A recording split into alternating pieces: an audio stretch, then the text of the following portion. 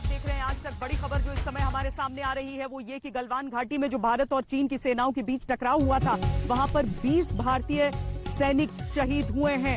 अब तक जो खबर हमारे सामने थी वो 3 की खबर थी, लेकिन 20 भारतीय सैनिक शहीद हुए हैं। सूत्रों के हिसाब से ये खबर हमारे सामने आ रही है और ये वाकई बहुत दुखद भी है और उसके साथ ही एक समूचे देश में उस गुस्से को भी भर रही है कि आखिर जब चीन के साथ हम बातचीत कर रहे थे तो उसे इस तरह की धोखेबाजी की जरूरत क्या थी कि उसने एक छोटी भारतीय टुकड़ी को घेरकर इस तरीके का आक्रमण किया है। भारत और चीन की सीमा पर गोली कभी नहीं चलती है, लेकिन जिस तरह की ये वारदात है, जिस तरह के हथियारों का, पत्थरों का, डंडों का, नुकीली कीले, तारे लगे हुए डंडों का इस्तेमाल चीन ने किया है, उसकी मंशा पर बहुत बड़ा सवाल उठ जाता है। हमारे साथ पूर्व थल सेना अध्यक्ष जनरल वीपी मलिक जुड़े हुए हैं और उन्होंने साफ तौर पर यह कहा है कि आज का भारत और आज की भारतीय सेना पूरी तरीके से सक्षम है इस तरह की चीजों का जवाब देने के लिए, लेकिन इस समय हमें संयम से भी देखना होगा और देखना होगा कि सरकार कूटनीति, अर्थनीति, सारी चीजों को देखते हुए सैन्य नीति से क्या अपेक्षा करती है।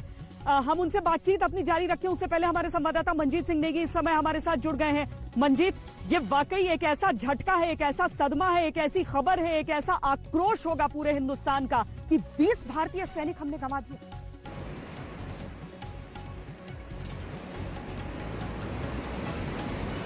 श्वेता, थोड़ी देर बाद सेना की तरफ से आधिकारिक तौर पर इस बात की पुष्टि भी होने वाली है, लेकिन ये खबरें लगातार सुबह से आ रही थी कि काफी बड़ी संख्या में हमारे सैनिक घायल हुए हैं। हालांकि चीन को भी काफी ज्यादा, चीनी सेना को नुकसान, इसका खामियाजा भुगतना पड़ा है, उनकी भी काफी कैजुअल्टीज हुई हैं। नंबर अभी मालूम नहीं है, लेकिन भारत का जहां तक नुकसान का मामला है इस बात की, क्योंकि चीन ने एक तैयारी के साथ इस हमले को अंजाम दिया, एक साजिश के तहत हमले को अंजाम दिया, क्योंकि एक तरफ बातचीत की बात की जा रही थी, अलग अलग पॉइंट्स पर लोकल कमांडर के बीच लगातार बातचीत चल रही, चीन खुद बातचीत को आगे बढ़ाने की बात कर रहा था और उसी बातचीत के दौरान तो उन्होंने पीछे से काफी तैयारी की। जैसे कि हम लगातार बताते जा रहे थे कि चीन ने अपने तरफ काफी बड़ी संख्या में और बड़े हथियारों के साथ अपनी तैयारी की थी और कल जब ये घटना हुई देर शाम को, लोकल कमांडर स्तर की जब बातचीत हो रही थी, उस दौरान चीन की तरफ से कुछ हरकत हुई। उस हरकत को देखते हुए हमारे जो बिहार रेजिमेंट के सीओ थे अपने जवानों के साथ वहां पर पहुंचे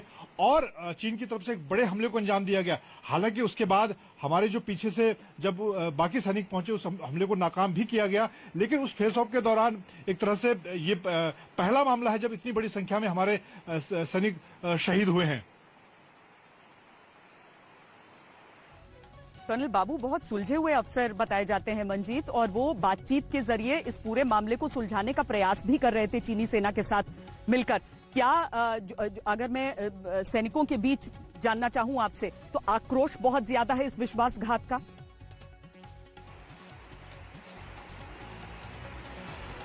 श्वेता, मैं इस वक्त धारचूला जो कि चीन से लगने वाली दूसरी सरहद है उत्तराखंड, वहां पर हूं और आज पूरे यहाँ धारचूला से लेकर लिपुलेख जहां पर भारतीय सेना की तैनाती, आईटीबीपी की तैनाती है, देर शाम जब मैं वापस लौट रहा था तो हालांकि यहां पर भी सेना ने चीन के मुकाबले में पिछले दिनों में जो मूवमेंट हुआ है, काफी एक्स्ट्रा डिप्लॉयमेंट किया है, तो एक तरह से आक्रोश था। जो कुछ सैनिकों से मैंने बिना कैमरे की बात करने की कोशिश की, उनका कहना था कि अब बहुत हो चुका है, इसका जवाब मुंहतोड़ जवाब दिया जाना चाहिए। तो ये एक सेंटिमेंट भारतीय सेना का और यहाँ पर जो खासतौर से सरहद से जुड़े लोग हैं उनके बीच में निश्चित तौर पर देखने को मिल रहा है। और अब जब इस खबर की पूरी तरह से पुष्टि होने के बाद सेना की तरफ से एक आधिकारिक बयान भी जारी होगा इस पूरे मामले को लेकर, कितने हमारे सैनिक घायल हुए, कितने शहीद हुए हैं। तो ये, क्योंकि हम लगातार श्वेता एक बात कहते रहे हैं कि चीन के साथ कम से कम ये लाइन ऑफ एक्चुअल कंट्रोल एक ऐसी सरहद है जहां पर बातचीत से बात होती है, ज्यादा से ज्यादा धक्का मुक्की तक ही बात होती है। अभी तक गोली नहीं चली, लेकिन अब लोगों को ये लगता है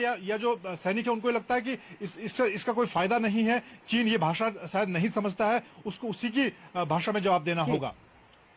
जी मंजीत, थोड़ी देर के लिए मैं रोकना चाहूंगी आपको, चूंकि इस समय न्यूज एजेंसी एनआई की तरफ से यह खबर आ रही है कि चीन के 43 से 45 सैनिक बुरी तरह से घायल हुए हैं। इनमें बड़ी तादाद उन चीनी सैनिकों की है जो मारे गए हैं। चीन की तरफ से अभी पुष्टि, दरअसल भारत में खबर चलने के बाद ही वहां से कोई पुष्टि आ रही है। तो आपको बता दें पहले कि ये जो झड़प हुई थी भारतीय सेना और चीनी सेना के बीच, उसमें न्यूज एजेंसी की तरफ से खबर ये आ रही है कि चीन की तरफ से भी 45 सैनिक बुरी तरीके से घायल हुए हैं और उनमें से बड़ी तादाद में मारे भी गए हैं। जनरल वीपी मलिक हमारे साथ जुड़े हुए हैं। जनरल मलिक, अगर हम भारत के रुख को देखते हैं, भारत हमेशा क्लैरिटी रखता है, चाहे हम करगिल युद्ध की भी बात करें, वहां पर हम हमेशा क्लियर रहे।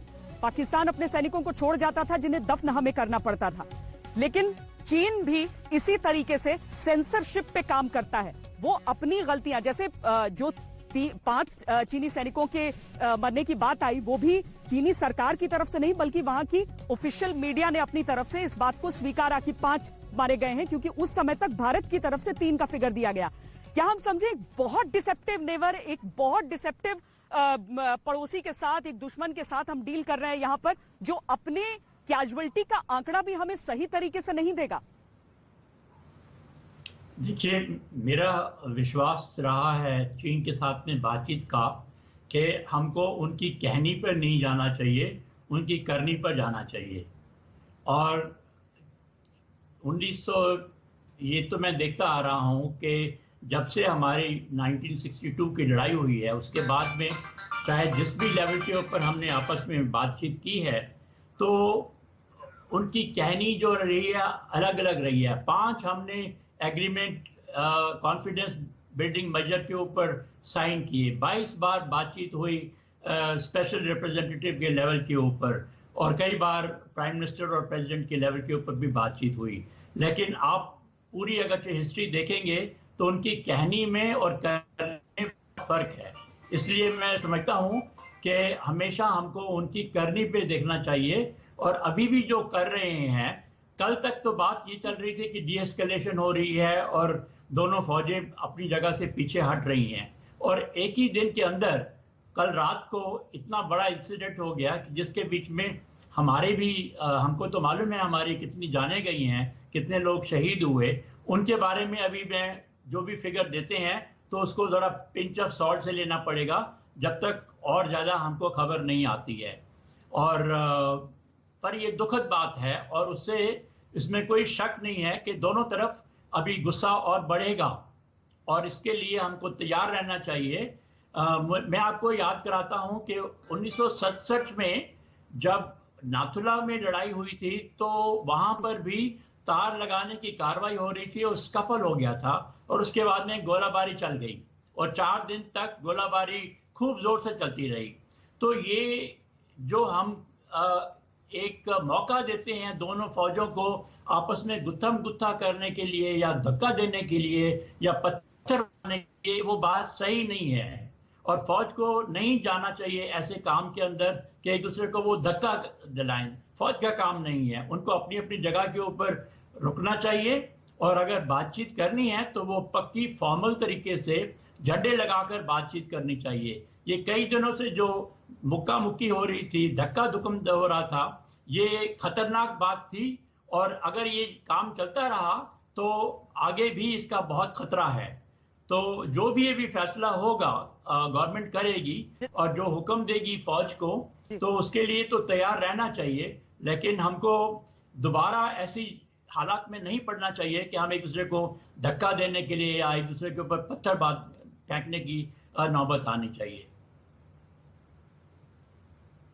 क्योंकि गोली नहीं चलाना बेमानी हो जाता है जनरल मलिक। अगर हम 1993 की बात भी करते हैं, हम उन समझौतों की भी बात करते हैं, तो अगर आप गोली न भी चलाएं लेकिन सामने वाली की अगर आप जान ले रहे हैं, तो फिर तो युद्ध का एक पहलू तो ये भी हो जाता है। कई दफा जब हथियार आपके खत्म होते हैं, गोली बंदूक खत्म होते हैं, तो फिर आप गुत्थम गुत्था की लड़ाई में ही सामने युद्ध का फैसला करना चाहते हैं। तो इसमें अगर चीन एक तरफ कहता है कि चलिए गोलियां नहीं, लेकिन अपने हाथों के जरिए या इस तरह के अजीब औजारों के जरिए अगर भारत पर इस तरह का आक्रमण वो करना चाहता है, तो फिर उस समझौते का मतलब ही क्या रह गया जनरल मलिक हमारे लिए?